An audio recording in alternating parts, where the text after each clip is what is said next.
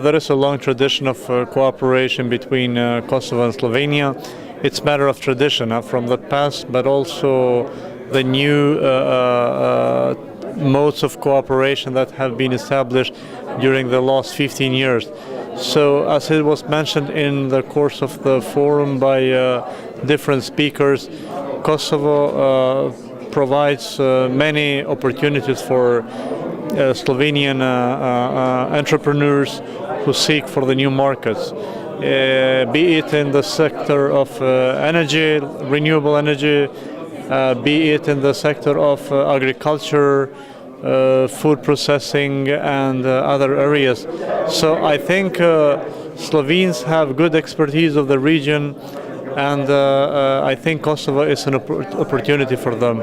Slovenskim podjetjem predvsem bi rekel, da je sedaj tu generacijska menjava in da te mladi podjetniki, ki so tokrat prišli, so res prvič v Sloveniji, z nekimi izjemami, z katerimi bi rekel pač mi, ki smo iz preteklega obdobja, smo se tudi osebno poznali. Tako da mladim podjetnikom bi seveda svetoval, da predvsem preverijo osnovne informacije o solidnosti partnerjev. In kot bankir bi svetoval, da brez strogih finančnih pravil se ne lotijo posla, ker je Balkan še vedno, bi rekel, Balkan. Zato je zelo pomembno, ker je seveda osnovno bi rekel, vendar so trgovski posli.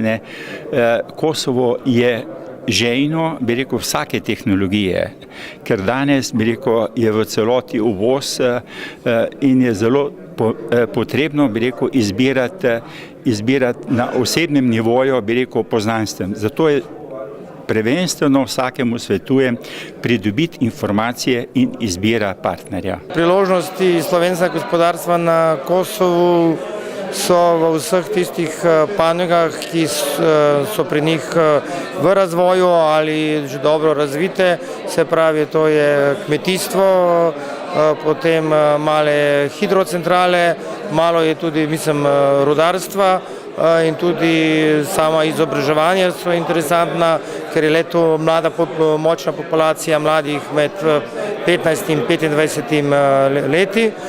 Vsekakor je pa vsaka pot, ki se gre na Kosovo in tudi, če rečem širše, na Balkan, je pomembno, da je tu kvalitetni produkti, visoko profesionalnost, da je morda ta veza z evropsko skupnost oziroma evropsko ekonomijo in hkrati tudi, da se najde morda tudi že sam vir financiranja, kjer je to seveda banka.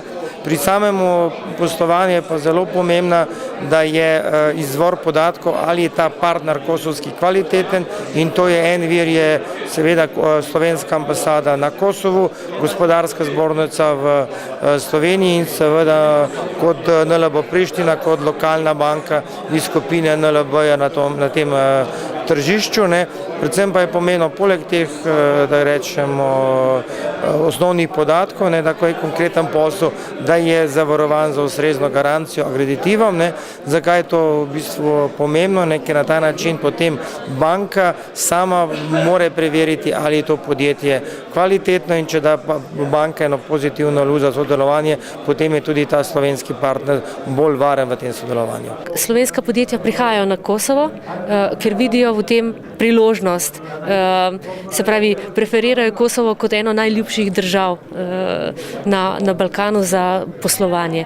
Iščemo pa zmeraj nove načine. Se pravi, slovenska podjetja nimajo več toliko denarja, da bi odpirala podružnice, se pravi, imela na voljo veliko finančnih sredstev, ampak iščejo poslovne partnerje in potem počasi se trudijo priti na ta trg.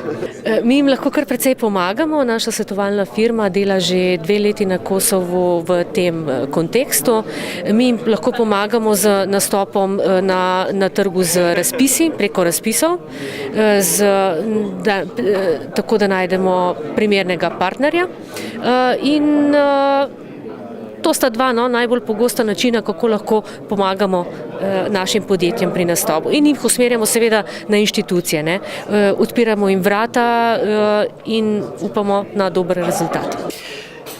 Vedno se udeležujem takih dogodkov, izkoristim priložnost in glede na to, da sem zelo aktiven na Kosovem kot predstavnik berlinskega sejma sicer, sem tudi prišel na to srečanje, na katerim je kar precej slovenskih in seveda tudi kosovskih udeležencev. Tako vzpostavljam stike s kosovskimi kot tudi slovenskimi udeleženci.